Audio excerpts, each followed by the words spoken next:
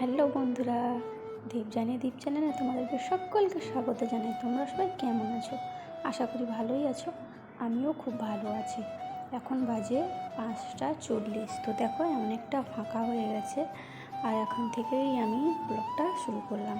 আর দেখো ফুল ফুটেছে, 3টে ফুল ফুটেছে, আর ওখানে 2টো কুঁড়ি হয়েছে। আর অপরাজিতা গাছটা দেখেছো? তো চলো, আমি সর্বপ্রথম ঘুম থেকে উঠলে কিন্তু ব্যালকনিতে আসছি। যারা আমার পুরাতন বন্ধু তারা কিন্তু জানে। তো যাই হোক, এই যে জানলার খিড়কিগুলো ধরুন, আমি জানলাগুলো খুলে দিলাম, লাইট ফাইট বন্ধ করে তারপরে চলে আসলাম। সর্বপ্রথম কাজ হচ্ছে ঘরের সামনে ঝাড় দেওয়া। যেহেতু ঝাড় দেওয়ার জন্য লোক আসে, তাও আমি সকালে প্রত্যেক দিন আমি ঝাড়টা দিয়ে দিই।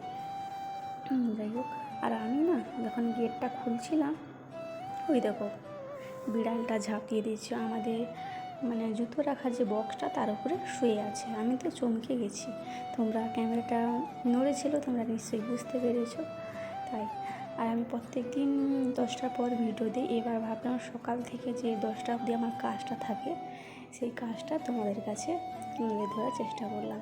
তো দেখো সকালে উঠে ঝাড় দিয়ে দিলাম, পুরো ঘরটাও ঝাড় দিয়ে তারপরে চলে এলাম। ছেলে খেয়ে যাবে। ছেলে তোমার 6:30টায় স্কুল আছে। তো 6:30টার দিকে তো কিছু বিস্কুট কিছু খেতে পারবে না, তার জন্য আমি ছোলা ছাতু বানিয়ে দিলাম। কবে শরবত বানিয়ে দিই, কবে ছোলা ছাতু বানিয়ে দিই। আর বেশি ওভার টিফিন খেতে পারে না। আর হরলিক্স করে দিলেও সকাল সকাল না ওই ঘেমে যায়, ওর প্রচুর ঘাম হয়, তার জন্য আর হরলিক্সটা করে দিলাম না। ও খাচ্ছে, আর বড়ো ছেলে এখন ঘুমাচ্ছে। ও দিতে যাবে, তাকে ডেকে দিলাম। আর বড়ো ছেলে ছোটো ছেলেকে দিতে গেছে। আর আজকে বারটাই বলা হয়নি, দেখেছো? আজকে হচ্ছে বৃহস্পতিবার। তো বৃহস্পতিবার মানে কাজের চাপটা আরও ডবল হয়, তাই না? তো পুজো আছে, তার জন্য ছেলে ছাড়তে গেল, আর আমি ঘরে কাজকর্ম করব। ছেলে চলে গেল। আর কি বলো তো, ছেলে যাওয়ার পরে ঘরটা আমি মুছবো। তো চলো ঘরটা মুছে নিই। তারপরে ঘরটা আমার মোছা হয়ে গেছে, এখন ওইখানে ছেলে পড়তে বসছে। চলো স্নান করে আসছি। আলুটা কেটে নিয়েছি, তো কেটে রেখে দিয়েছি। তোমরা সব নিশ্চয়ই জানো যে আমি স্নান করার পর আমি রান্নাটা করি। আর এখানে আটাটা মাখবো, মেখে রেখে দিব, ছেলে টিফিন নিয়ে যাবে। তো চলো মেখে স্নান করে আসছি। গেছে ফুল আনতে, ওই ফাঁকে আমি পুজো যে ঘট বাতি তোমার সব কিছু ধুয়ে রাখবো। তারপরে ফুলটা নিয়ে আসবে, ততক্ষণ আমার কিন্তু স্নানটা হয়ে গেছে। সকাল সকাল স্নানটা করে নিয়েছি আমি, বেশ সকাল সকালই স্নান করি। তো চলো এগুলো ধুয়ে গুছিয়ে তারপরে আসছি। তো দেখো ছেলে ফুল নিয়ে চলে এসছে, আর আমি এখানে তোমাদেরকে বলি যে অনেকেই স্কিপ করে দেখে যাও, একদম স্কিপ করবে না। তোমরা স্কিপ করলে আমিও তোমাদের পরিবারে গেলে সেরকম করব, তাই না? তো এটা ভালো না, সবার ভালোর জন্যই বলছি। আর এখানে আমার পুজোটা হয়ে গেল। মেয়ের ছোট্ট ভিডিও দিই, বেশি বড় দিই না, তো পুরোটা দেখার চেষ্টা করো।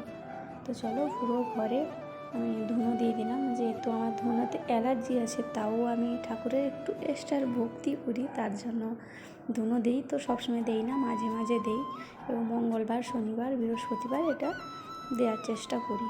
তো যাই হোক, আর আমার ছেলেকে অনেক কষ্টই বলতেই ও ক্যামেরাটা ধরে দিয়েছে। আমার ছেলে কিন্তু টিউশনে গেছিলো, আবার ছেলেকে ছেড়ে দিয়ে আবার টিউশন থেকে চলে এসছে, আর এই ফাঁকে আমার বলতেই ক্যামেরাটা ধরে দিল। তো চলো ছেলের টিফিন রেডি, আর আমার খাবার ভাত রান্না করেছি, পরোটা রান্না করেছি, একটা ভাজা করেছি। আর এই দেখো আমার ছেলে চলে এসছে, দেখেছো? এই করতে তোমার 10টা বেজে গেছে, দেখেছো?